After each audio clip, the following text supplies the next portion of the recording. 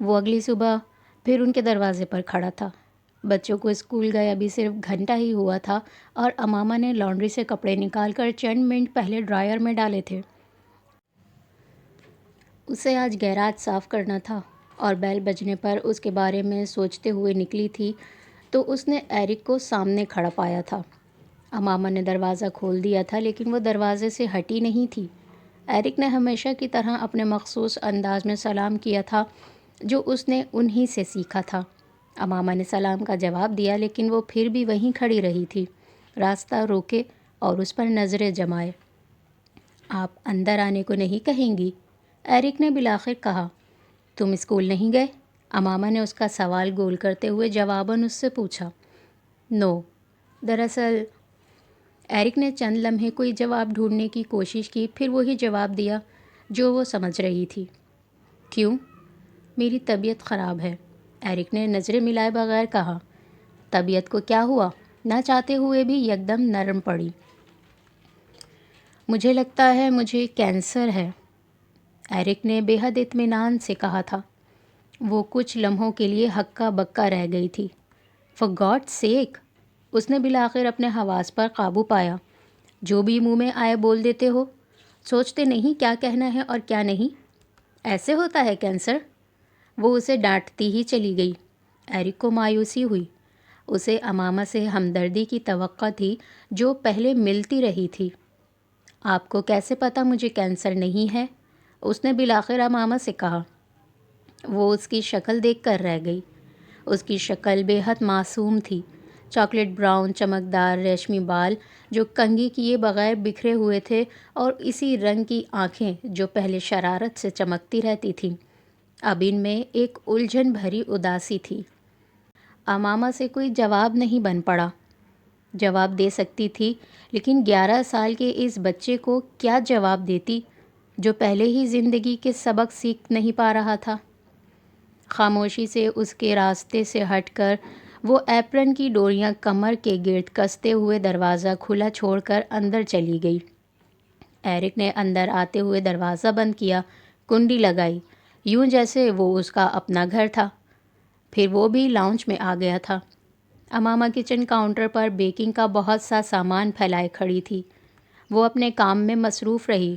Counter پر پڑے cell phone سے کسی سورت کی تلاوت ہو رہی تھی جو وہ کام کرتے ہوئے سن رہی تھی۔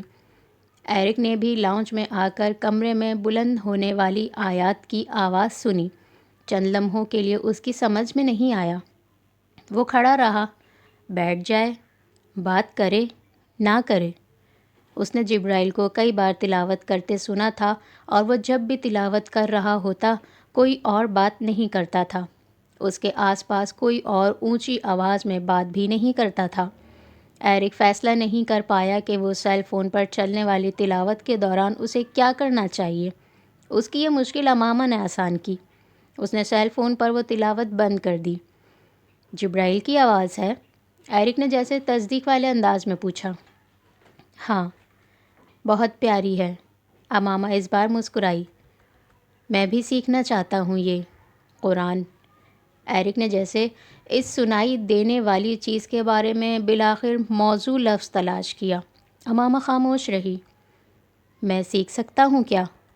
اس نے امامہ کو خاموش پا کر سوال کیا، ایک اور عجیب سوال۔ امامہ نے سوچا کبھی کبھی اس کے سوال بھی مشکل میں ڈال دیتے ہیں۔ اسے غلط فہمی تھی کہ اسے مشکل میں ڈالنے والے سارے سوال صرف حمین کے پاس ہی تھے۔ دلچسپی ہو تو سب کچھ سیکھا جا سکتا ہے۔ اس نے اپنے جواب کو حد المقدور مناسب کر کے پیش کیا۔ آپ سکھا سکتی ہیں؟ اس کا اگلا سوال اس سے بھی زیادہ گھما دینے والا تھا۔ نہیں، میں نہیں سکھا سکتی، امامہ نے دو ٹوک انداز میں کہا۔ وہ مطلب سمجھا تھا، نیت نہیں۔ جبرائیل سکھا سکتا ہے؟ اس نے متبادل حل پیش کیا۔ وہ بہت مصروف ہے، اسے ہائی اسکول ختم کرنا ہے اس سال۔ امامہ نے جیسے بہانہ تلاش کیا۔ میں انتظار کر سکتا ہوں۔ ایرک کے پاس بھی متبادل حل تھا۔ امامہ نے اس بار گفتگو سے بچنے کے لیے ایک کیبنٹ کھول کر کچھ ڈھونڈنا شروع کیا۔ ایرک نے اس موضوع گفتگو میں اس کی عدم دلچسپی محسوس کرتے ہوئے موضوع بدلنے کی کوشش کا آغاز کیا۔ حمین اپنے بیڈ روم میں کیوں نہیں لے گیا اسے؟ وہ اب لاؤنج کے درمیان پر رکھی میز پر پڑی حمین کی اسپیلنگ بی ٹرافی کی طرف متوجہ تھا۔ امامہ نے پلٹ کر اسے دیکھا۔ آج اس کے کچھ دوست مدعو ہیں یہاں گھر پر، انہی کو دکھانے کے لیے رکھی ہے۔ اس نے انڈوں کی ٹوکری سے ایک انڈا نکالتے ہوئے جواب دیا۔ اوہ، پارٹی ہے؟ ایرک نے خوشی کا اظہار کیا، یا کم از کم خوش دکھائی دینے کی کوشش کی۔ میں انوائٹڈ ہوں کیا؟ اس نے اگلے جملے کو پھر سوال میں بدلا۔ وہ ایک پیالے میں انڈے توڑ کر ڈالتے ڈالتے رکی۔ تم پہلے ہی یہاں ہو۔ خوش مزاجی سے کہے گئے اس جملے میں ایسا کچھ نہیں تھا جو ایرک کو برا لگتا، لیکن اسے برا لگا تھا۔ آپ کو میرا یہاں آنا اچھا نہیں لگتا؟ لاؤنج کے درمیان میں کھڑے کھڑے اس نے امامہ سے پوچھا۔ جھوٹ بول کر آنا اچھا نہیں لگتا۔ اس بار اس کے جواب نے چند لمحوں کے لیے ایرک کو لاجواب کیا۔ اس نے ہونٹ کاٹتے ہوئے امامہ کو دیکھا، پھر اس ٹرافی کو جو درمیانی سینٹر پر پڑی تھی۔ اسے اندازہ تھا کہ وہ کس جھوٹ کا ذکر کر رہی تھی، اور اسے یہ بھی پتہ تھا کل رات ہونے والے واقعے کے بعد امامہ اس سے یہ ضرور کہتی۔ وہ اسے اچھی طرح جانتا تھا، کم از کم اتنا تو۔ انڈے پھیرتے ہوئے امامہ نے ایک اچٹتی نظر اس پر ڈالی۔ ریڈ ٹی شرٹ اور نیلی جینس کے ساتھ جوگرز پہنے، بکھرے بالوں کے ساتھ سر جھکائے، دونوں ہاتھ جینس کی جیبوں میں ڈالے، ایک جوگر کی نوک سے فرش کو رگڑتے ہوئے، وہ پتہ نہیں گہری سوچ میں تھا یا شرمندگی میں۔ امامہ کو بے اختیار اس پر ترس آیا۔ ناشتہ کیا ہے؟ وہ پوچھے بغیر نہیں رہ سکی۔ ایرک نے نفی میں سر ہلایا۔ امامہ نے اس سے یہ نہیں پوچھا تھا کہ وہ ناشتہ کرے گا یا نہیں، وہ اس کے لیے ناشتہ بنانے لگی تھی۔ ایرک کو بھی پتہ تھا وہ کیا کر رہی ہے۔ آپ مجھے پیٹی بنا دیں؟ وہ جانتی تھی وہ پراٹھا کھانا چاہتا ہے۔ وہ ان کے گھر کئی بار پراٹھا کھا چکا تھا۔ میں اسے وہاں لگا دیتا ہوں۔ ایرک نے درمیانی سینٹر پر ٹرافی کے برابر میں پڑے سرٹیفکیٹ کو اٹھائے ہوئے اسے دیوار پر لگانے کی پیشکش کی۔ وہ جیسے اپنے اور امامہ کے درمیان ملاقات کے شروع میں ہی آنے والی تلخی کو ختم کرنے کی کوشش کر رہا تھا۔ نہیں، مت لگاؤ، امامہ نے اسے روکا۔ کیوں؟ اس نے الجھ کر پوچھا۔ آپ کو فخر نہیں ہے حمین پر؟ وہ اس کی بات پر کچن میں کام کرتے کرتے ہنسی۔ وہ اس سے یہ نہیں کہہ سکی کہ اگر وہ اپنے بچوں کے سرٹیفکیٹس، ٹرافیاں اور اعزازات کو اپنے گھر کی دیواروں پر لگاتی تو اس کے گھر میں کوئی خالی جگہ نہ بچتی۔ اللہ تعالیٰ نے اسے ایسی ہی قابل اولاد دی تھی۔ حمین کے پاپا کو پسند نہیں ہے یہ، اس نے پراٹھے کے لیے پیڑا بناتے ہوئے کہا۔ کیوں؟ وہ متجسس ہوا۔ یہ اپنے کارناموں کی نشانیوں کو ہر وقت دیواروں پر لٹکا دیکھیں گے آتے جاتے ہوئے تو ان کے دماغوں کو ساتویں آسمان سے نیچے کیسے اتاریں گے ہم؟ اسے سالار کی بات یاد آئی تھی جو اس نے پہلی بار جبرائیل کے کسی سرٹیفکیٹ کو دیوار پر لگانے کی اس کی کوشش کے جواب میں کہی تھی۔ کوئی کتنی بھی بڑی اچیومنٹ والا دن ہو، 24 گھنٹے کے بعد ماضی بن جاتا ہے، اور ماضی کے ڈھنڈورے پیٹنے والے لوگ کبھی مستقبل کے بارے میں نہیں سوچتے۔ اس نے سالار کی بات من و ان دہرائی تھی۔ پتہ نہیں ایرک کی سمجھ میں آئی یا نہیں، لیکن اس نے مزید کسی سوال کے بغیر وہ سرٹیفکیٹ اسی میز پر رکھ دیا تھا۔ مسز سالار، آپ مجھے پسند نہیں کرتی؟ وہ اس کے اگلے سوال پر بری طرح چونکی۔ سب تمہیں بہت پسند کرتے ہیں، پھر میں تمہیں پسند کیوں نہیں کروں گی؟ اس نے بڑے تحمل سے اسے جیسے سمجھایا۔ آپ مجھے اڈاپٹ کر سکتی ہیں؟ اگلا سوال اتنا اچانک تھا کہ وہ پراٹھا بھول کر اس کی شکل دیکھنے لگی۔ وہ بے حد سنجیدہ تھا۔ چند لمحوں کے لیے اس کی سمجھ میں نہیں آیا کہ وہ کیا کہے، پھر وہ ہنس پڑی۔ ایرک کو اس کی ہنسی اچھی نہیں لگی۔ ایرک، تمہاری ممی ہیں، 2 بہن بھائی ہیں، ایک فیملی ہے، پلیز۔ ایرک نے کچھ بے تابی سے اس کی بات کاٹ کر جیسے پلیز کہہ کر اس کی منت کی تھی۔ تمہاری ممی تم سے بہت پیار کرتی ہیں ایرک، وہ کبھی بھی تمہیں کسی دوسرے کو نہیں دیں گی، اور تمہیں ان کے ہوتے ہوئے کسی دوسرے کے پاس جانے کی ضرورت بھی نہیں ہے۔ امامہ نے اسے سمجھانے کی کوشش کی تھی۔ ممی کے پاس ایک بوائے فرینڈ ہے، وہ جلد ہی اس سے شادی بھی کر لیں گی۔ کیا تب آپ مجھے اڈاپٹ کر سکتی ہیں؟ اس نے جیسے اس مسئلے کا بھی حل نکالا تھا۔ تم کیوں چاہتے ہو ہمارے پاس آنا؟ وہ پوچھے بغیر نہیں رہ سکی۔ کیونکہ یہ مجھے گھر لگتا ہے۔ بہت مختصر جملے میں اس بچے کا ہر نفسیاتی مسئلہ چھپا تھا۔ وہ کس تلاش میں کہاں کہاں پھر رہا تھا۔ امامہ کا دل اور پگھلا۔ مگر کچھ باتیں ایسی ہوتی ہیں جن کا کوئی حل نہیں ہوتا۔ چاہے عقل کی ہر کنجی لگا لیں، کچھ تالے نہیں کھلتے۔ تم اپنی ممی کو چھوڑ کر ہمارے پاس آنا چاہتے ہو؟ یہ تو اچھی بات نہیں ہے۔ امامہ نے جیسے جذباتی بلیک میلنگ کی کوشش کی تھی۔ ممی مجھے چھوڑ دیں گی۔ میں نے آپ کو بتایا ہے نا، ان کا بوائے فرینڈ ہے۔ ایرک کے پاس اس جذباتی حربے کا جواب تھا۔ وہ شادی کر لیں، بوائے فرینڈ کے ساتھ رہنے لگیں، کچھ بھی ہو، تم ان کے بیٹے ہی رہو گے۔ تم سے ان کی محبت کم نہیں ہوگی۔ وہ تمہیں اور تمہارے دونوں بہن بھائیوں کو اپنی زندگی سے نکال نہیں سکتی۔ اس نے کیرولین کی وکالت کر کے ایرک کی مایوسی کو جیسے اور بڑھایا۔ میں انایا سے شادی کرنا چاہتا ہوں۔ اس کے اگلے جملے نے امامہ کا دماغ جیسے گھما دیا تھا۔ وہ اگلے کئی لمحے بول ہی نہیں سکی تھی۔ وہ ان لوگوں سے اٹیچ تھا، ان لوگوں کو پسند کرتا تھا، لیکن وہ اس طرح اس انداز میں ان کے خاندان کا حصہ بننے کا سوچ سکتا تھا؟ اس کا اندازہ اسے نہیں تھا۔ یہ بھی نہیں ہو سکتا، اس نے بالآخر اس سے کہا۔ کیوں؟ وہ بے تاب ہوا۔ تم ابھی اس طرح کی باتیں کرنے کے لیے بہت چھوٹے ہو۔ اسے اس سے زیادہ مناسب جواب نہیں سوجا تھا۔ جب میں بڑا ہو جاؤں گا تب شادی کر سکتا ہوں اس سے؟ نہیں، اس بار اس نے صاف گوئی سے کہا۔ کیوں؟ وہ اتنی آسانی سے ہار ماننے والا نہیں تھا۔ اس سے شادی کیوں کرنا چاہتے ہو تم؟ وہ پوچھے بغیر نہیں رہ سکی۔ کیونکہ میں اسے پسند کرتا ہوں۔ لیکن ہو سکتا ہے وہ تمہیں اتنا پسند نہ کرتی ہو کہ تم سے شادی کے لیے تیار ہو جائے۔ ایرک کے چہرے پر ایک رنگ آ کر گزر گیا۔ کیا اس نے آپ سے ایسا کہا؟ اس نے ایک بچکانہ سوال کیا تھا۔ نہیں، اس نے مجھ سے نہیں کہا۔ وہ بہت چھوٹی ہے، تمہیں پسند یا ناپسند کرنے کے بارے میں وہ ابھی سوچ بھی نہیں سکتی۔ لیکن یہ میں تم سے کہہ رہی ہوں ایرک، کہ اس طرح کی باتیں کرنا اور سوچنا چھوڑ دو، ورنہ شاید ہمارے لیے تم سے ملنا جلنا ممکن نہیں رہے گا۔ وہ نہ چاہتے ہوئے بھی کچھ ترش ہوئی تھی، اور یہ ضروری تھا۔ وہ نہیں چاہتی تھی وہ ایسی کوئی بات انایا سے بھی کرے۔ آپ مجھ سے خفا نہ ہو، اگر آپ ایسا نہیں چاہتی تو میں انایا سے شادی نہیں کروں گا، لیکن میں اس سے پیار کرتا ہوں۔ ایرک اس کی خفگی سے کچھ پریشان ہوا، لیکن پھر بھی اسے اپنے دل کی کیفیت بتائے بغیر نہیں رہ سکا۔ وہ بے اختیار لمبی سانس لے کر رہ گئی۔ وہ اس معاشرے کے وہ چیلنجز تھے جو اس سمیت ہر مسلمان کو ڈراتے تھے۔ تم کیا کر سکتے ہو انایا کے لیے؟ اس نے بے حد سنجیدگی سے ایرک سے پوچھا۔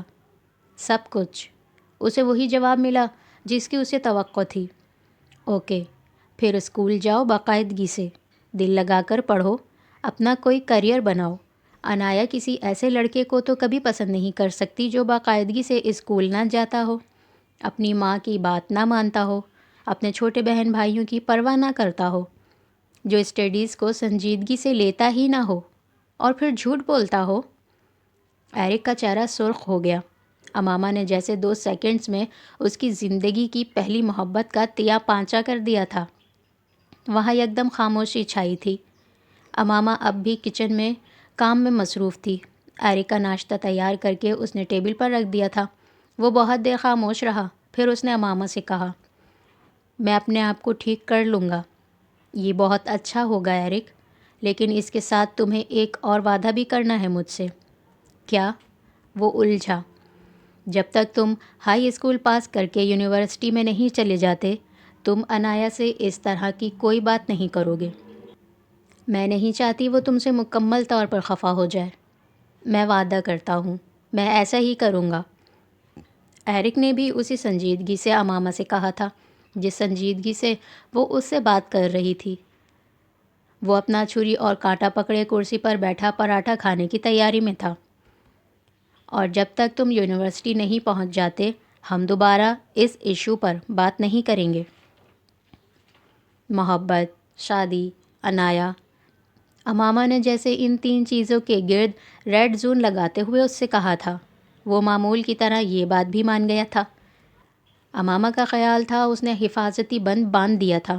تھوڑا عرصہ مزید گزر جانے پر وہ اپنے باپ کی موت کو بھول جانے کے بعد ٹھیک ہو جاتا۔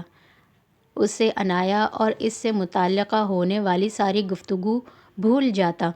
اس نے ایرک کی اس بات چیت کو ایک امریکن بچے کی بچکانہ گفتگو سے زیادہ اہمیت نہیں دی تھی۔ اسے اندازہ نہیں تھا ایرک ایک عام امریکن بچہ نہیں تھا۔ ممی، میں قرآن پاک پڑھنا چاہتا ہوں۔ ڈنر ٹیبل پر اس رات ایرک اپنی فیملی کے ساتھ کئی دنوں بعد ساتھ بیٹھا تھا۔ کیرولین کا بوائے فرینڈ بھی وہیں تھا۔ جب کھانے کے درمیان ایرک نے کیرولین سے یہ بات کہی تھی۔ وہ کیا ہے؟ ایک لمحے کے لیے کیرولین کی سمجھ میں نہیں آیا تھا کہ وہ کس چیز کو پڑھنے کی خواہش کا اظہار کر رہا تھا۔ مسلمز کی ہولی بک، مقدس کتاب جو انایا کی فیملی پڑھتی ہے، اس نے ماں کو وضاحت دی۔ کیرولین کے پارٹنر رالف نے کھانا کھاتے ہوئے رک کر ان دونوں کو دیکھا تھا۔ وہ تقریباً پچھلے 3 مہینے سے اب اسی گھر میں کیرولین کے ساتھ ایک لیو ان ریلیشن شپ میں تھا۔ ایرک اسے پسند نہیں کرتا تھا، وہ اچھی طرح جانتا تھا، لیکن ایرک نے کبھی اس سے بدتمیزی بھی نہیں کی تھی۔ ان دونوں کا تعلق بے حد رسمی سا تھا، مگر اتنے عرصے میں یہ پہلی بار تھا کہ وہ ایرک کی کسی بات پر تبصرہ کرنا چاہتا تھا، لیکن کچھ جھجک رہا تھا۔ وہ ایرک کے دل میں اپنے لیے ناپسندیدگی میں اضافہ نہیں کرنا چاہتا تھا۔ تم ٹرانسلیشن پڑھنا چاہتے ہو؟ کیرولین نے کہا۔ نہیں، میں عربی پڑھنا چاہتا ہوں جیسے وہ پڑھتے ہیں۔ وہ سنجیدہ تھا۔ لیکن تمہیں عربی نہیں آتی؟ کیرولین اب بھی بے حد سنجیدہ تھی۔ یہ ایک عجیب فرمائش تھی۔ ہاں، لیکن جبرائیل مجھے سکھا دے گا۔ اس کو آتی ہے عربی، ایرک نے ماں سے کہا۔ فوری طور پر کیرولین کی سمجھ میں نہیں آیا کہ وہ کیا جواب دے۔ وہ ایک نئی زبان کا ذکر اس طرح کر رہا تھا جیسے وہ 2 دن میں اسے سیکھ لینے والا تھا۔ اس کی ضرورت کیا ہے؟ کیرولین کو خاموش دیکھ کر رالف بولے بغیر نہیں رہ سکا۔ یہ مسلمانوں کی ہولی بک ہے۔ تمہیں اس کو پڑھنے کے لیے ایک نئی زبان سیکھنے کی ضرورت نہیں ہے۔ تم اس کی ٹرانسلیشن پڑھ سکتے ہو، اگر تمہیں ایک کتاب کے طور پر اسے پڑھنے میں دلچسپی ہے تو۔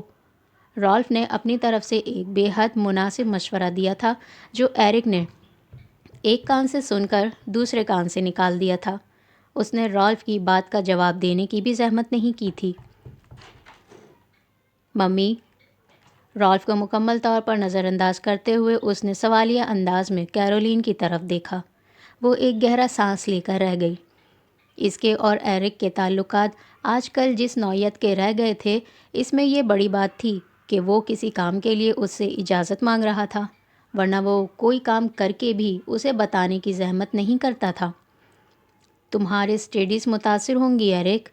کیرولین کو جو واحد مسئلہ تھا اس نے اس کا ذکر کیا۔ وہ متاثر نہیں ہوگی، آئی پرومس۔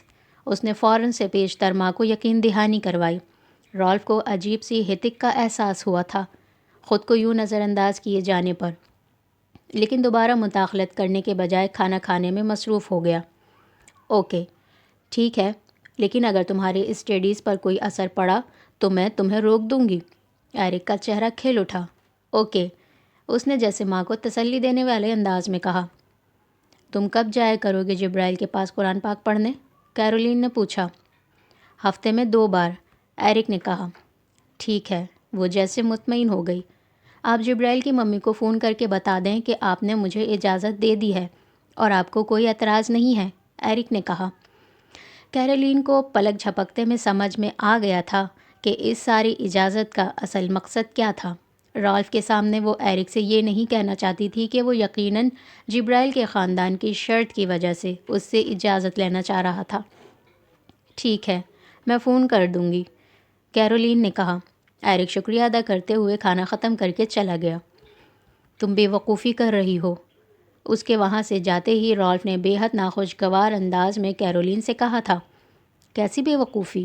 وہ سمجھتے ہوئے بھی نہ سمجھی۔ تمہارا بیٹا پہلے ہی تمہارے لیے سر درد بنا ہوا ہے۔ وہ متلون مزاج ہے اور تم اسے قرآن پاک اور عربی سیکھنے کے لیے بھیج رہی ہو تاکہ وہ انتہا پسند ہو جائے، وہ بھی ایک مسلمان خاندان کے پاس۔ کیرولین ہنس پڑی تھی۔ تم اس خاندان کو نہیں جانتے ہو رالف، میں 3.5 سال سے جانتی ہوں، نیبرز ہیں ہمارے۔ جیمز کی موت کے بعد انہوں نے ہمارا بہت خیال رکھا تھا، کیرولین کہہ رہی تھی۔ میں مارک اور سبل کو اکثر ان لوگوں کے پاس چھوڑ کر جاتی تھی، وہ ایرک کو کچھ برا نہیں سکھائیں گے، سکھانا ہوتا تو وہ اسے میری اجازت کے بغیر بھی سکھانا شروع کر دیتے۔ مجھے کیسے پتہ چلتا؟ کم از کم ایرک ایسا نہیں ہے کہ وہ کوئی بھی کام مجھ سے پوچھے بغیر کرنے کا تصور بھی نہ کر سکے۔ تم پھر بھی سوچ لو، میں نہیں سمجھتا کہ یہ ایک اچھا فیصلہ ہے، ایک ڈسٹرب بچے کو قرآن پاک پڑھانا، وہ اگر مسلمانوں ہی کی طرح وائلنٹ ہو گیا تو۔ رالف کے اپنے ہی خدشات تھے جنہیں کیرولین نے زیادہ اہمیت نہیں دی تھی۔ مجھے پتہ ہے ایرک کے مزاج کا، اسے کسی چیز کا شوق پیدا ہو تو بس شوق نہیں جنون سوار ہو جاتا ہے، لیکن یہ سب زیادہ دن نہیں چلتا، وہ بڑی جلدی بور ہونا شروع ہو جاتا ہے، اور یہ تو ایک دوسری زبان سیکھنا ہے، تم دیکھ لینا 1-2 ہفتوں کے بعد خود ہی چھوڑ دے گا وہ۔ کیرولین نے بے حد مطمئن انداز میں رالف کے خدشات ختم کرنے کی کوشش کی، اور جو اس نے کہا تھا اسے اس پر یقین تھا، مگر وہ پھر بھی خوش اس لیے تھی کہ کئی ہفتوں کے بعد اس کے اور ایرک کے درمیان باہمی رضامندی سے ایک بات ہوئی تھی۔ ایرک اس اجازت کے اگلے ہی دن دوبارہ امامہ اور سالار کے گھر پہنچ گیا تھا، جبرائیل کے پاس قرآن پاک کا آغاز کرنے۔ وہ ایک دن پہلے بھی اسی طرح جبرائیل کے پاس گیا تھا اور اس وقت قرآن پاک کی تلاوت کر رہا تھا۔ ایرک اس کے پاس جا کر بیٹھ گیا تھا اور پھر اتنی دیر اس کے پاس بیٹھا رہا کہ جبرائیل کو بالآخر تلاوت ختم کر کے اس سے پوچھنا پڑا تھا کہ وہ وہاں کسی کام سے تو نہیں آیا۔ میں بھی ایسے قرآن پاک پڑھنا سیکھنا چاہتا ہوں جیسے تم پڑھ رہے ہو، اس نے جبرائیل کو جواب دیا تھا۔ وہ اس کی شکل دیکھ کر رہ گیا، اسے اس کا مطالبہ عجیب لگا تھا۔ میری تو یہ مذہبی کتاب ہے، اس لیے پڑھ رہا ہوں میں، اس نے ایرک کو سمجھانے کی کوشش کی تھی۔ تم پڑھ کر کیا کرو گے؟ مجھے دلچسپی ہے جاننے میں، اور مجھے اچھا لگتا ہے جب تم تلاوت کرتے ہو تو، ایرک نے جواباً کہا۔ تم انٹرنیٹ پر ٹرانسلیشن پڑھ سکتے ہو، یا میں تمہیں دے دوں گا ایک ٹرانسلیشن بک، اور تمہیں تلاوت اچھی لگتی ہے تو تم وہ بھی وہاں سے ڈاؤن لوڈ کر کے سن سکتے ہو۔ تمہیں اس کے لیے قرآن پاک کی تلاوت سیکھنے کی ضرورت نہیں، جبرائیل نے نرمی سے جیسے اسے راستہ سمجھایا تھا۔ لیکن میں ٹرانسلیشن نہیں پڑھنا چاہتا، اور میں تلاوت سننا نہیں، خود کرنا چاہتا ہوں جیسے تم کرتے ہو۔ ایرک اب بھی مصر تھا۔ یہ بہت لمبا کام ہے ایرک، ایک دن میں نہیں ہو سکتا۔ جبرائیل نے اسے ٹالنے کی کوشش کی، وہ نہ ٹلا۔ کتنا لمبا کام ہے؟ ایرک نے پوچھا۔ تمہیں تو کئی سال لگ جائیں گے۔ اوہ، تو کوئی مسئلہ نہیں، میرے پاس بہت وقت ہے، ایرک نے بہت مطمئن ہو کر اس سے کہا تھا۔ جبرائیل عجیب مشکل میں پڑ گیا تھا۔ ایرک کئی بار پڑھائی کے حوالے سے کوئی بات اس سے پوچھے جاتا تھا اور جبرائیل اسے سمجھا دیا کرتا تھا، لیکن یہ ان کی مقدس کتاب کی بات تھی۔ ایک 11 سالہ عیسائی بچے کی فرمائش پر، وہ بھی امریکہ میں بیٹھ کر بھی، وہ سوچے سمجھے بغیر آنکھیں بند کر کے مذہبی جوش و جذبات میں اسے قرآن پاک سکھانا شروع نہیں کر سکتے تھے۔ تم سب سے پہلے اپنی ممی سے پوچھو، جبرائیل نے بالآخر اس سے کہا۔ ممی کو کوئی ایشو نہیں ہوگا، مجھے پتہ ہے، اس نے جبرائیل کو یقین دلانے کی کوشش کی۔ اگر ان کو ایشو نہیں ہوگا تو انہیں یہ بات مجھ سے یا ممی سے کہنی ہوگی۔ جبرائیل اس کی یقین دہانی سے متاثر ہوئے بغیر بولا تھا۔ میں اپنے لیے کچھ بھی فیصلہ کر سکتا ہوں، مجھے ہر کام ممی سے پوچھنے کی ضرورت نہیں ہے، ایرک نے اس سے کہا۔ تم ابھی چھوٹے ہو ایرک، اور زیادہ سمجھدار بھی نہیں ہو۔ جب تک تم 18 سال کے نہیں ہو جاتے تمہیں ہر کام اپنی ممی سے پوچھ کر ہی کرنا چاہیے، جیسے ہم لوگ اپنے پیرنٹس سے پوچھ کر کرتے ہیں، اور یہ کوئی بری بات نہیں ہے، جبرائیل نے اسے سمجھایا تھا۔ وہ آدھا گھنٹہ اس سے بحث کر کے اسے قائل کرنے کی کوشش کرتا رہا کہ اجازت لیے بغیر بھی کوئی کام کر لینا غلط نہیں ہے، لیکن جبرائیل قائل نہیں ہوا۔ بالآخر ایرک نے ہار مان لی تھی اور اگلے دن ماں کی اجازت کے ساتھ آنے کا کہا تھا۔ آپ کیا ڈھونڈ رہے ہیں پاپا؟ سالار نے بے حد نرمی سے سکندر عثمان سے پوچھا۔ وہ 2 گھنٹے سے ان کے پاس بیٹھا باتیں کرنے سے زیادہ ان کی باتیں سن رہا تھا۔ ان کی گفتگو میں اب الزائمر جھلکنے لگا تھا۔ وہ جملوں کے درمیان رک کر کسی لفظ کو یاد نہ آنے پر گڑبڑاتے، الجھتے، جھنجھلاتے اور بھول جاتے، اور پھر وہ بات کرتے کرتے اٹھ کر کمرے میں ادھر ادھر جاتے ہوئے چیزیں اٹھا اٹھا کر دیکھنے لگتے تھے، یوں جیسے انہیں کسی چیز کی تلاش تھی۔ سالار نے انہیں بالآخر ٹوک کر پوچھ ہی لیا تھا۔ یہیں رکھا تھا، انہوں نے سالار کی بات کے جواب میں کہا۔ وہ اپنے بیڈ کے سائڈ ٹیبل کے پاس کھڑے تھے، سالار بہت دور صوفے پر بیٹھا ہوا تھا۔ کیا؟ سالار نے کریدا۔ ایک سگار باکس کامران نے بھیجا تھا، وہی دکھانا چاہتا تھا تمہیں، انہوں نے بے حد جوش سے کہا اور ایک بار پھر تلاش شروع کر دی۔ سگار باکس چھوٹی چیز نہیں تھا، وہ اس کے باوجود اسے تکیے اٹھا اٹھا کر ڈھونڈ رہے تھے۔ پتہ نہیں اس وقت ان کے ذہن میں ڈھونڈنے والی چیز کی کوئی شکل بھی تھی یا نہیں۔ وہ الزائمر کے اس مریض کو پہلی بار اس حالت میں مرض کے اثرات کے ساتھ دیکھ رہا تھا جو اس کا باپ تھا۔ شاید ملازم نے کہیں رکھا ہے، میں اسے بلاتا ہوں، انہوں نے بالآخر تھک کر کہا تھا۔ وہ اب واپس سالار کے پاس آ کر بیٹھ گئے تھے اور انہوں نے اسے آواز دینی شروع کر دی۔ سالار نے انہیں ٹوکا۔ پاپا، انٹرکام ہے، اس کے ذریعے بلائیں۔ سالار نے سائڈ ٹیبل پر پڑے انٹرکام کا ریسیور اٹھاتے ہوئے باپ سے کہا۔ اس سے نہیں آتا، انہوں نے جواباً کہا اور دوبارہ اسے آوازیں لگانے لگے۔ وہ ایک ہی سانس میں جسے آوازیں دے رہے تھے، ان کے گھر اس وقت وہ ملازم موجود نہیں تھا، وہ چھٹی پر تھا اور سالار یہ جانتا تھا وہ ان کا پرانا ملازم تھا۔ اسے لگا اسے باپ کی مدد کرنی چاہیے، ملازم کو خود بلانا چاہیے۔ نمبر بتا دیں، میں بلاتا ہوں اسے، سالار نے سکندر عثمان کو ایک بار پھر ٹوکا تھا۔ نمبر نہیں پتہ، ٹھہرو میں فون سے دیتا ہوں تمہیں، انہوں نے اس کی بات کے جواب میں کہا تھا اور پھر رکے بغیر اپنی جیبیں ٹٹولنے لگے۔ سالار عجیب کیفیت میں انٹرکام کا ریسیور ہاتھ میں لیے بیٹھا رہا۔ وہ سیل فون جسے اس کا باپ تلاش کر رہا تھا وہ سامنے میز پر پڑا تھا۔ وہ اس انٹرکام کے نمبر کو اپنے سیل فون کی یادداشت میں ڈھونڈنا چاہتے تھے اور وہ انٹرکام پر اس ملازم کا یک حرفی نمبر یاد نہیں رکھ پاتے تھے۔ وہ الزائمر جس کے ہاتھوں اپنے باپ کو زیر ہوتے دیکھ رہا تھا، تکلیف بڑا چھوٹا لفظ تھا اس کیفیت کے لیے جو اس نے محسوس کی تھی۔ وہ بہت عرصے کے بعد امامہ اور بچوں کے ساتھ 2 ہفتے کے لیے پاکستان آیا تھا۔ طیبہ کی طبیعت ٹھیک نہیں تھی اور سالار اور ان کی ملاقات کئی مہینوں سے نہیں ہوئی تھی، اور اب وہ طیبہ کے ہی بے حد اصرار پر بالآخر پاکستان آیا تھا اپنی فیملی کے ساتھ، تو اپنے والدین کی حالت دیکھ کر بہت اپسیٹ ہوا تھا، خاص طور پر سکندر عثمان کو دیکھ کر۔ اس نے انہیں ہمیشہ بے حد صحت مند اور چاق و چوبند دیکھا تھا۔ وہ ایک مشین کی طرح کام کرتے تھے ساری زندگی، اور کام ان کی زندگی کی سب سے پسندیدہ تفریح تھی، اور اب وہ بڑی حد تک گھر تک محدود ہو گئے تھے۔ گھر میں سکندر عثمان اور نوکروں کے علاوہ کوئی نہیں تھا۔ اسلام آباد میں ہی مقیم سالار کا بڑا بھائی اپنی فیملی کے ساتھ اپنے گھر میں رہتا تھا۔ وہ سکندر عثمان اور طیبہ کو اپنے ساتھ تو رکھنے پر تیار تھا، لیکن وہ اس کے بیوی بچے سکندر عثمان کے اس پرانے گھر میں شفٹ ہونے پر تیار نہیں تھے، اور طیبہ اور سکندر عثمان اپنا گھر چھوڑ کر بیٹے کے گھر نہیں جانا چاہتے تھے۔ سالار سمیت سکندر کے تینوں بیٹے بیرون ملک تھے، بیٹی کراچی۔ وہ گھر جو کسی زمانے میں افراد خانہ کی چہل پہل سے گونجتا تھا، اب خالی ہو چکا تھا۔ سالار پہلی بار سکندر عثمان کی بیماری کے انکشاف پر بھی بے حد اپسیٹ ہوا تھا۔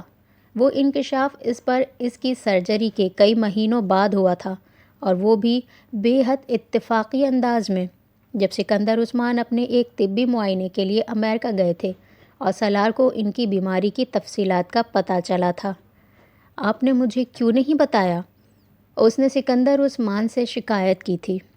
انہوں نے جواباً بے حد لاپرواہ انداز میں ہنستے ہوئے کہا تھا، کیا بتاتا یار، مجھے اپنی بیماری سے زیادہ تمہاری بیماری کا دکھ ہے۔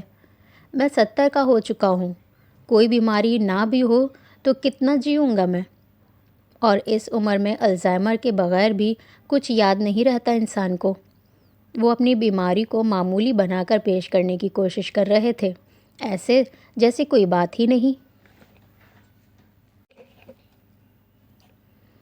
اور اب وہی بیماری اس کے سامنے اس کے باپ کی یادداشت کو گھن کی طرح کھانے لگی تھی۔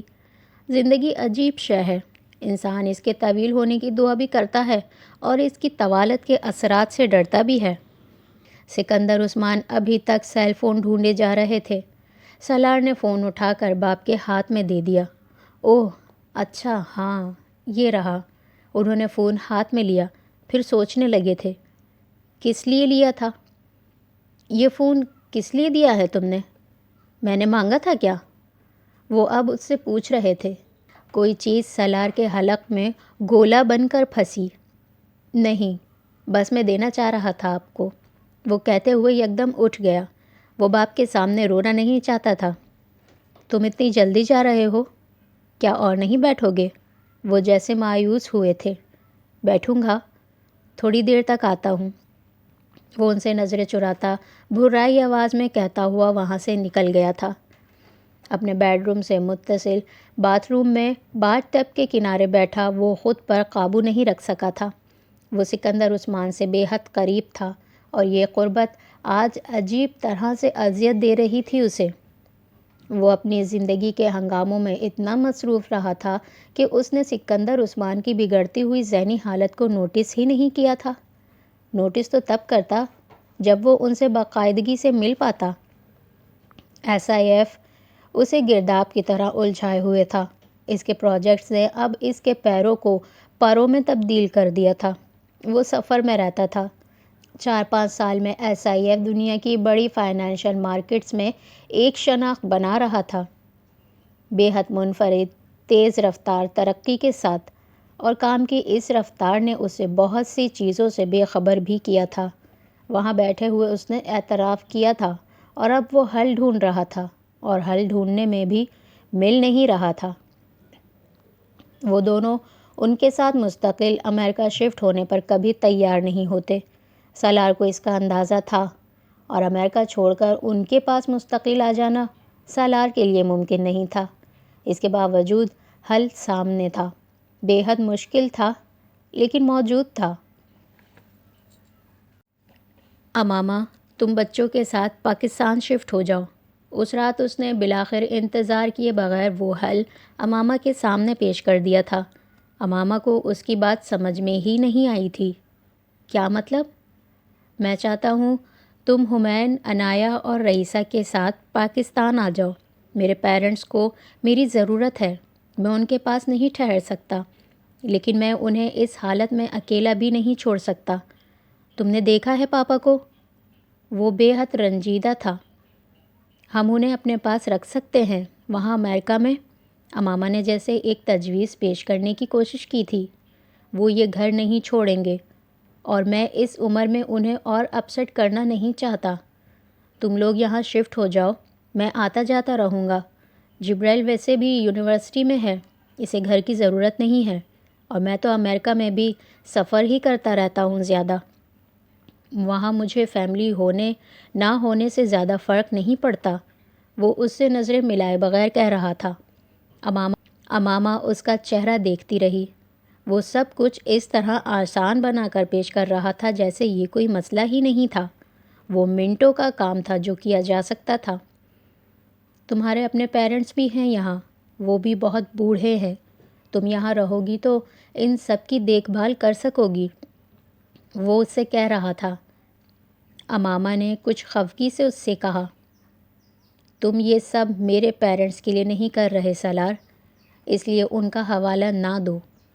تم ان کے پاس رہنا نہیں چاہتی کیا؟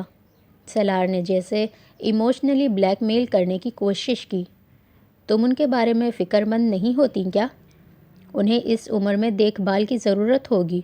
کوئی 24 گھنٹے ساتھ نہ رہے، چند گھنٹے ہی رہے، لیکن حال چال پوچھنے والا ہو۔ وہ کہہ رہا تھا، اپنے والدین کی بات کرنے سے زیادہ اس کے والدین کی بات کر رہا تھا۔ امامہ کو برا لگا۔ اسے اس جذباتی بلیک میلنگ کی ضرورت نہیں تھی۔ سالار، اتنے سالوں میں کبھی پہلے تم نے میرے پیرنٹس کی دیکھ بھال کو ایشو بنا کر مجھے پاکستان میں رکھنے کی بات نہیں کی۔ آج تم ان کو ایشو نہ بناؤ، وہ کہے بغیر نہیں رہ سکی۔ ہاں نہیں کی تھی، کیونکہ آج سے پہلے میں نے کبھی اپنے پیرنٹس کا یہ حال بھی نہیں دیکھا تھا، اس نے جواباً کہا۔ وہ قائل نہیں ہوئی۔ مجھے جذباتی طور پر بلیک میل کرنے کی ضرورت نہیں ہے، اس نے اسی انداز میں کہا تھا۔ تم ان کے پاس رہنا نہیں چاہتی؟ یہاں گھر پر؟ سالار نے دو ٹوک انداز میں اس سے پوچھا۔ میں تمہارے ساتھ رہنا چاہتی ہوں، اس نے جواباً کہا۔ سالار نے اس سے نظریں چرا لیں۔ ان سب کو تمہاری ضرورت ہے امامہ، اور تمہیں میری ضرورت نہیں ہے؟ امامہ نے گلہ کیا تھا۔ ان سب کے پاس زندگی کے زیادہ سال نہیں ہیں۔ میں یہ بوجھ اپنے ضمیر پر نہیں لینا چاہتا کہ میں نے زندگی کے آخری سالوں میں اپنے ماں باپ کی پرواہ نہیں کی۔ وہ اس سے کہہ نہیں سکی، وہ اس کے ساتھ بھی تو اسی لیے چپکی رہنا چاہتی تھی، اسے بھی تو اس کی زندگی کا پتہ نہیں تھا۔ ڈاکٹرز نے کہا تھا 5-7 سال، زیادہ سے زیادہ 10 سال، اور وہ اسے اس سے بھی پہلے سے الگ کر رہا تھا۔ وہ یہ ساری باتیں زبان پر نہیں لا سکتی تھی، کیونکہ وہ یہ ساری باتیں سوچنا ہی نہیں چاہتی تھی۔ زندگی کے کسی بھیانک خواب کے بارے میں، مستقبل کے برے دنوں کے بارے میں، وہ فی الحال صرف حال کے بارے میں سوچنا چاہتی تھی جو سامنے تھا، جو آج تھا، وہ اسی میں جینا چاہتی تھی۔ تمہیں میری ضرورت ہے سالار، اکیلے تم کیسے رہو گے؟ وہ اس سے کہہ رہی تھی۔ میں رہ لوں گا ماما، تم جانتی ہو میں کام میں مصروف ہوں تو مجھے سب کچھ بھول جاتا ہے۔ یہ سچ تھا، لیکن اس کو نہیں کہنا چاہیے تھا۔ امامہ ہرٹ ہوئی تھی، وہ کچھ بول نہیں سکی، اس کی آنکھیں آنسوؤں سے پل بھر میں بھر گئی تھیں۔ سالار اس کے برابر صوفے پر بیٹھا تھا، اس نے امامہ سے نظریں چرانے کی کوشش کی تھی، نہیں چرا سکا۔ زندگی میں انسان صرف اپنی ضرورتوں کے بارے میں سوچتا ہے تو خود غرض ہو جاتا ہے۔ اس نے امامہ کی وضاحت ایک فلسفی میں لپیٹ کر پیش کرنے کی کوشش کی تھی۔ امامہ قائل نہیں ہوئی۔ مجھے پتہ ہے تمہیں ضرورت نہیں ہے، نہ میری نہ بچوں کی۔ تمہارے لیے کام کافی ہے، کام تمہاری فیملی ہے، تمہاری تفریح بھی، لیکن میری زندگی میں تمہارے اور بچوں کے علاوہ اور کچھ نہیں ہے۔ میرا کام اور تفریح صرف تم لوگ ہو۔ اس نے بھررائی ہوئی آواز میں گلہ بھی کیا، اس کی بے حسی بھی جتائی، اپنی مجبوری بھی سنائی۔ تم یہ نہیں سوچتے کہ تم بھی انڈر ٹریٹمنٹ ہو، تمہیں بھی کسی خیال رکھنے والے کی ضرورت ہے؟ وہ جیسے اسے یاد دلا رہی تھی، بیماری کا نام لیے بغیر، کہ اسے بھی کسی تیماردار کی ضرورت تھی۔ پرانی بات ہو گئی امامہ، میں ٹھیک ہوں، 5 سال سے اس بیماری کے ساتھ زندگی گزار رہا ہوں، کچھ نہیں ہوتا مجھے۔ اس نے جیسے امامہ کے خدشات دیوار پر پڑھ کر بھی پھونک سے نکایا تھا۔ میں پاپا کو اس حال میں یہاں اس طرح نہیں چھوڑ سکتا، نوکروں کے اوپر۔ میں حمین کو ان کے پاس رکھنا چاہتا ہوں، لیکن میں حمین کو اکیلا یہاں نہیں چھوڑ سکتا، اس لیے تمہاری ضرورت ہے اس گھر کو۔ تم اسے ریکویسٹ سمجھو، خود غرضی یا پھر اصرار، لیکن میں چاہتا ہوں تم پاکستان آ جاؤ، یہاں اس گھر میں۔ اس نے سالار کی آواز اور آنکھوں میں رنجیدگی دیکھی تھی۔ میرے لیے تمہارے بغیر رہنا بے حد مشکل ہے، میں عادی ہو گیا ہوں تمہارا، بچوں کا، گھر کے آرام کا، لیکن میرے ماں باپ کے بے حد احسانات ہیں ہم پر، صرف مجھ پر ہی نہیں، ہم دونوں پر۔ میں اپنے آرام کو ان کے آرام کے لیے چھوڑنے کا حوصلہ رکھتا ہوں، یہ فرض ہے مجھ پر۔ وہ جو کچھ اس سے کہہ رہا تھا وہ مشورہ اور رائے نہیں تھی، نہ ہی درخواست، وہ فیصلہ تھا جو وہ کر چکا تھا اور اب صرف اسے سنا رہا تھا۔ وہ اس کا چہرہ دیکھتی رہ گئی۔ وہ غلط نہیں کہہ رہا تھا، لیکن غلط وقت پر کہہ رہا تھا۔ وہ اس سے قربانی مانگ رہا تھا، لیکن بہت بڑی مانگ رہا تھا۔ وہ کچھ بھی کہے بغیر اس کے پاس سے اٹھ گئی تھی۔ وہ فرشتہ نہیں تھی، لیکن یہ بات سالار کی سمجھ میں نہیں آئی تھی۔ 2 ہفتوں کے بعد امریکہ واپس جاتے ہوئے سالار نے سکندر عثمان کو اپنے فیصلے کے بارے میں بتایا تھا۔ وہ خوش نہیں ہوئے تھے۔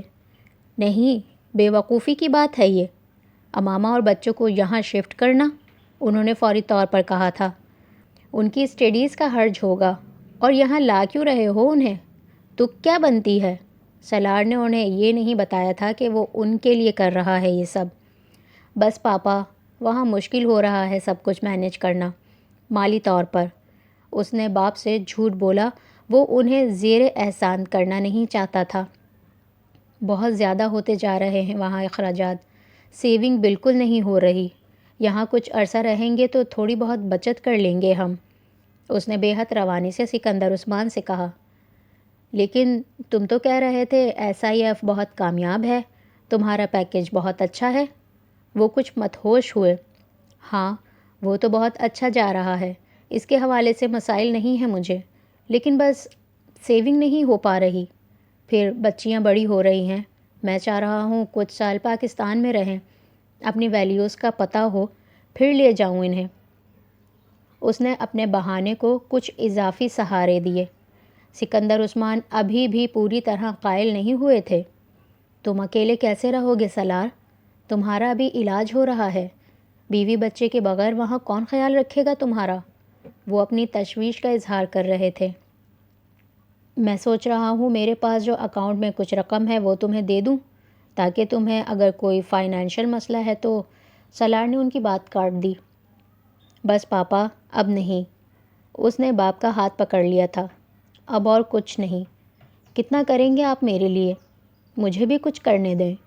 احسان نہیں کر سکتا تو حق ہی ادا کرنے دیں مجھے۔ اس نے کچھ عجیب بے بسی سے باپ سے کہا۔ مجھے تمہاری فکر رہے گی، سالار نے ایک بار پھر ان کی بات کاٹتے ہوئے کہا۔ مجھے بھی آپ کی فکر رہتی ہے پاپا، اسی لیے رکھنا چاہتے ہو ان سب کو یہاں؟ سکندر عثمان جیسے بوجھ گئے تھے۔ آپ جو چاہے سمجھ لیں، میں اور طیبہ بالکل ٹھیک ہیں، پرانے ملازم ہیں ہمارے پاس، وفادار، سب ٹھیک ہے، تم میری وجہ سے یہ مت کرو۔ وہ اب بھی تیار نہیں تھے۔ اولاد پر انہوں نے ہمیشہ احسان کیا تھا، احسان لینے کی عادت ہی نہیں تھی انہیں، اور وہ بھی عمر کے اس حصے میں۔ بے حد خواہش ہونے کے باوجود، مجبور ہو جانے کے باوجود، سکندر عثمان اولاد کو اپنی وجہ سے تکلیف میں نہیں ڈالنا چاہتے تھے۔ میں ویسے بھی سوچتا ہوں فیکٹری جایا کروں کبھی کبھار، کام مکمل طور پر چھوڑ دیا ہے، اس لیے زیادہ بھولنے لگا ہوں میں۔ وہ اپنے الزائمر کی شکل بدل رہے تھے۔ تمہارے بچوں اور بیوی کو تمہارے پاس رہنا چاہیے سالار، تم زبردستی انہیں یہاں مت رکھو، میرے اور طیبہ کے لیے بس۔ انہوں نے جیسے سالار کو سمجھانے کی کوشش کی۔ زبردستی نہیں رکھ رہا پاپا، ان کی مرضی سے ہی رکھ رہا ہوں۔ وہ یہاں آ کر ہمیشہ خوش رہتے ہیں، اب بھی خوش ہوں گے، اس نے باپ کو تسلی دی تھی۔ اسے اندازہ نہیں تھا باپ کا تجزیہ کتنا درست ہونے والا تھا۔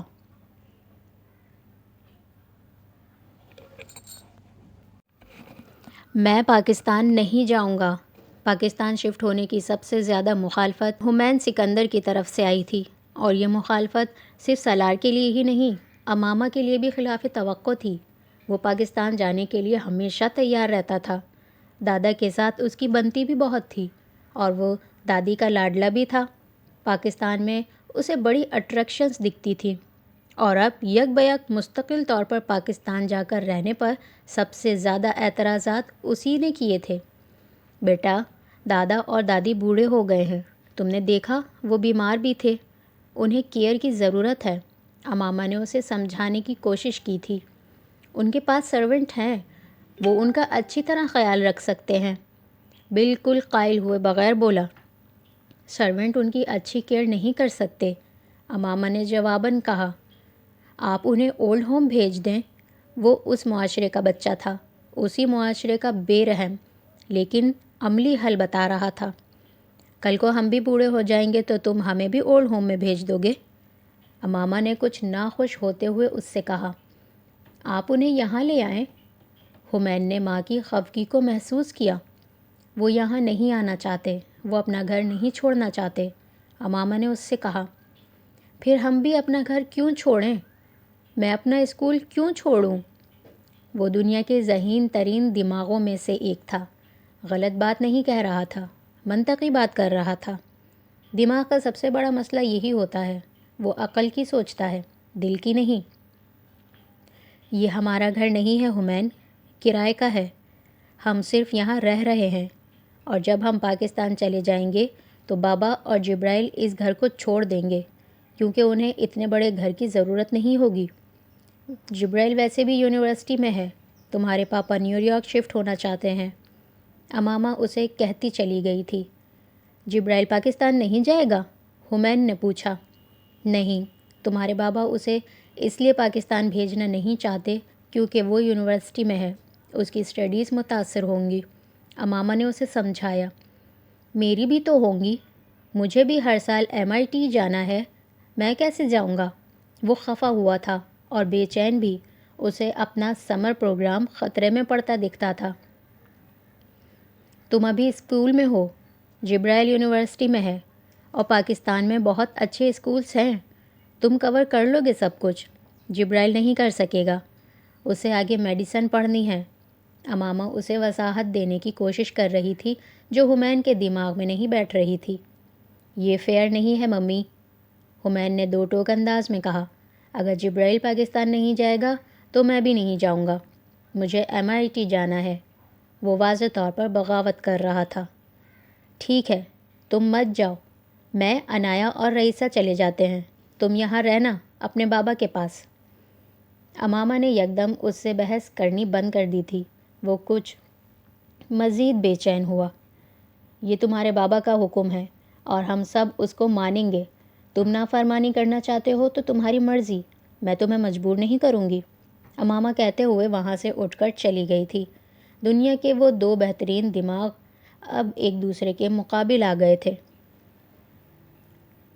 تم پاکستان نہیں جانا چاہتے حمین؟ اس رات سالار نے حمین کو بٹھا کر پوچھا تھا۔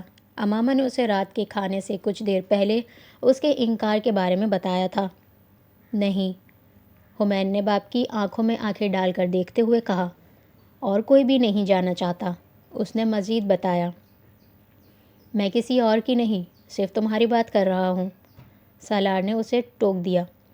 حمین سر جھکائے چند لمحے خاموش بیٹھا رہا، پھر اس نے سر اٹھا کر باپ کو دیکھا اور نفی میں سر ہلا دیا۔ وجہ؟ سالار نے اسی انداز میں کہا۔ بہت ساری ہیں، اس نے بے حد مستحکم انداز میں باپ کو جواب دیا۔ کسی بھی کام کو کرنے یا نہ کرنے کی صرف ایک وجہ ہوتی ہے، باقی سب بہانے ہوتے ہیں، اس لیے تم صرف وجہ بتاؤ، بہانے نہیں۔ سالار نے اپنے 11 سالہ بیٹے کے ذخیرہ الفاظ کی ہوا نکالتے ہوئے کہا۔ حمین اس ملاقات کے لیے پہلے سے تیار تھا اور وجوہات کو جمع کرنے پر بھی اچھا خاصا وقت صرف کر چکا تھا۔ باپ نے جیسے انگلی سے پکڑ کر دوبارہ زیرو پر کھڑا کر دیا تھا۔ میں پاکستان میں ایڈجسٹ نہیں ہو سکتا، حمین نے بالآخر ایک وجہ تلاش کر کے پیش کی۔ اگر تم کانگو میں ایڈجسٹ ہو سکتے ہو تو پاکستان میں بھی ہو جاؤ گے، افریقہ سے زیادہ برا نہیں ہے، سالار نے اسی انداز میں کہا۔ تب میں چھوٹا تھا، حمین نے مدافعانہ انداز میں کہا۔ تم ابھی بھی چھوٹے ہی ہو، سالار نے بات کاٹی۔ لیکن میں بڑا ہو رہا ہوں، حمین نے جیسے اعتراض کیا۔ اس میں کافی ٹائم لگے گا، تمہارے لیے کم از کم 25 سال، سالار نے بے حد سنجیدگی سے اسے چھیڑا۔ وہ باپ کو دیکھ کر رہ گیا۔ آئی ایم سیریس بابا، اس نے سالار کی بات سے محظوظ ہوئے بغیر کہا۔ میں پاکستان نہیں جانا چاہتا، اور یہ ممی کے لیے بھی اچھی بات نہیں ہے۔ وہ کسی بڑے کی طرح باپ کے فیصلے پر تبصرہ کر رہا تھا۔ سالار خاموشی سے اس کی بات سن رہا تھا۔ مجھے یہاں تعلیم حاصل کرنی ہے، میں وہاں چھٹیوں پر جا سکتا ہوں، ہمیشہ کے لیے نہیں۔ وہ بالکل امریکی انداز میں بے حد صاف گوئی سے باپ کو بتا رہا تھا کہ وہ کیا کر سکتا ہے اور کیا نہیں۔ چند سالوں کی بات ہے حمین، اس کے بعد تم بھی اس قابل ہو جاؤ گے کہ امریکہ واپس آ کر کہیں بھی پڑھ سکو، سالار نے اس کی بات کے جواب میں کہا۔ وہ 11 سال کا بچہ باپ کو بے حد مدلل انداز میں سمجھانے کی کوشش کر رہا تھا۔ چند سال سے بہت فرق پڑتا ہے، 1 سال سے بھی بہت فرق پڑتا ہے، اس نے سالار کی بات کے جواب میں کہا۔ تو تم یہ قربانی نہیں دو گے، سالار نے اس بار بات بدلی۔ جبرائیل بھی تو دے سکتا ہے قربانی، آپ بھی تو دے سکتے ہیں، میں ہی کیوں؟ اس نے جواباً اسی انداز میں کہا۔ دنیا کے بڑے بڑے اداروں کے برابر آ کے ان کے سامنے بیٹھ کر ان سے کاروباری امور طے کرنا اور بات تھی۔ ان کے سوالات اور اعتراضات کے انبار کو سمیٹنا آسان کام تھا۔ اپنے 11 سال کے بیٹے کو اس بات پر قائل کرنا زیادہ مشکل تھا کہ وہ قربانی کیوں دے، جو اس کا بھائی نہیں دے رہا، اس کا باپ بھی نہیں دے رہا، پھر وہ کیوں؟ اور اس کیوں کا جواب فارمولوں اور کلیوں میں نہیں ملتا تھا، صرف اس اخلاقی اقتدار میں ملتا تھا جن پر اس نے اپنی اولاد کی تربیت کی تھی۔ لیکن اس کے باوجود اس کی اولاد اس سے یہ سوال کر رہی تھی، تم جانتے ہو تمہارے دادا کو الزائمر ہے، وہ بہت بوڑھے ہو چکے ہیں اور انہیں ضرورت ہے کہ کوئی ان کے پاس ہو۔ تم سے انہیں زیادہ محبت ہے، اس لیے میں چاہتا تھا تم ان کے پاس رہو۔ سالار نے جیسے وہ جواب ڈھونڈنا شروع کیے جس سے وہ اسے سمجھا سکتا۔ ویسے بھی جب تمہاری ممی عنایا اور رئیسہ کے ساتھ یہاں سے چلی جائیں گی تو تم یہاں کس کے پاس رہو گے؟ گھر میں تمہاری دیکھ بھال کے لیے کوئی نہیں ہوگا، سالار نے کہنا شروع کیا۔ میں اپنا خیال خود رکھ سکتا ہوں، حمین نے باپ کی بات ختم ہونے پر کہا۔ میں اتنا چھوٹا نہیں ہوں بابا، میں اکیلا رہ سکتا ہوں، آپ مجھے بورڈنگ میں بھی رکھ سکتے ہیں یا پھر میں کسی رشتہ دار کے پاس بھی رہ سکتا ہوں۔ اس نے سالار کے سامنے ایک کے بعد ایک حل رکھنا شروع کیا۔ ان میں سے ایک بھی آپشن میرے لیے قابل قبول نہیں ہے۔ تمہیں سب کے ساتھ پاکستان جانا ہے، سالار نے دو ٹوک انداز میں اس سے کہا۔ آپ مجھ میں اور جبرائیل میں فرق کیوں کرتے ہیں بابا؟ اس کے اگلے جملے نے سالار کا دماغ گھما کر رکھ دیا تھا۔ اس نے اپنے 11 سالہ بیٹے کا چہرہ دیکھا جس نے زندگی میں پہلی بار اس سے ایسا سوال یا ایسی شکایت کی تھی۔ فرق؟ تم اس فرق کی وضاحت کر سکتے ہو؟ سالار پہلے سے بھی زیادہ سنجیدہ ہو گیا تھا۔ وہ سمجھتا تھا کہ زیادہ سے زیادہ 5 منٹ لگیں گے اسے سمجھانے میں، اور اب جیسے ایک پنڈورا باکس ہی کھلنے لگا تھا۔ آپ جبرائیل کو مجھ سے بہتر سمجھتے ہیں۔ اگلا تبصرہ پہلے سے بھی زیادہ خطرناک تھا۔ ایک دوسرے کی آنکھوں میں آنکھیں ڈالے وہ دیکھتے رہے، پھر کچھ دیر بعد سالار نے اس سے کہا، اور میں اسے کیوں بہتر سمجھتا ہوں؟ وہ جیسے اس کے اس الزام کی بھی وضاحت چاہتا تھا۔ کیونکہ وہ حافظ قرآن ہے، میں نہیں ہوں۔ بے حد روانی سے کہے گئے اس جملے نے سالار کو سن کر دیا تھا۔ وہ واقعی پنڈورا باکس ہی کھول بیٹھا تھا، لیکن بہت غلط حوالے سے۔ وہ باغی نہیں تھا، نہ ہی بدتمیز، نہ ہی بدلحاظ، لیکن وہ جو سوچتا اور محسوس کرتا تھا وہ کہہ دیتا تھا۔ زندگی میں پہلی بار سالار کو لگا وہ سکندر عثمان تھا اور اپنے سامنے آ بیٹھا تھا، لاجواب، بے بس۔ تاریخ یقیناً اپنے آپ کو دہراتی ہے، لیکن اپنی مرضی کے وقت پر۔ تمہیں جبرائیل برا لگتا ہے؟ سالار نے بے حد مدھم آواز میں اس سے پوچھا۔ وہ میرا ایک ہی بھائی ہے، مجھے وہ کیسے برا لگ سکتا ہے؟ لیکن مجھے آپ لوگوں کا یہ رویہ اچھا نہیں لگتا۔ حمین کو یہ شکایت کب سے ہونی شروع ہوئی تھی اس کا اندازہ سالار کو نہیں ہوا، لیکن وہ اس وقت وہاں عجیب سی کیفیت میں بیٹھا ہوا تھا۔ ایسا نہیں ہے حمین، اس نے حمین سے کہا۔ وہ اپنے شب خوابی کے پاجامے کو گھٹنے سے رگڑ رہا تھا، جیسے اس میں سوراخ ہی کر دینا چاہتا ہو۔ بابا، میں آ جاؤں؟ وہ جبرائیل تھا جو دروازے پر دستک دے کر اندر داخل ہوا تھا۔ گفتگو کے عجیب مرحلے پر وہ اندر آیا تھا۔ سالار اور حمین دونوں ہی اپنی اپنی جگہ پر کچھ جزبز ہوئے تھے۔ ہاں آ جاؤ، سالار نے اس سے کہا۔ وہ اندر آ کر حمین کے برابر میں صوفے پر بیٹھ گیا، پھر اس نے ایک نظر حمین کو دیکھا جو اس سے نظریں نہیں ملا پا رہا تھا۔ پھر اس نے باپ سے کہا، دادا کے پاس میں پاکستان چلا جاتا ہوں، میں زیادہ اچھے طریقے سے ان کی دیکھ بھال کر سکوں گا۔ کمرے میں عجیب خاموشی چھائی تھی، نہ سالار کچھ کہہ سکا، نہ حمین کچھ بول سکا۔ ان دونوں کی آواز زیادہ اونچی نہیں تھی، لیکن جبرائیل پھر بھی یقیناً یہ گفتگو سن کر ہی آیا تھا۔ ممی اور حمین یہیں رہیں آپ کے پاس، میں اکیلا بھی ان کو سنبھال سکتا ہوں۔ وہ ہمیشہ کی طرح مدھم اور مستحکم آواز میں کہہ رہا تھا۔ پاکستان میں ویسے بھی میڈیسن کی تعلیم کے لیے کم وقت لگتا ہے، یونیورسٹی کا سال ضائع ہونے سے بھی فرق نہیں پڑے گا۔ وہ اتنے آرام سے کہہ رہا تھا جیسے یہ کوئی مسئلہ ہی نہیں تھا۔ جبرائیل ایسا ہی تھا، کسی تردد کے بغیر مسئلے کا حل نکالنے والا۔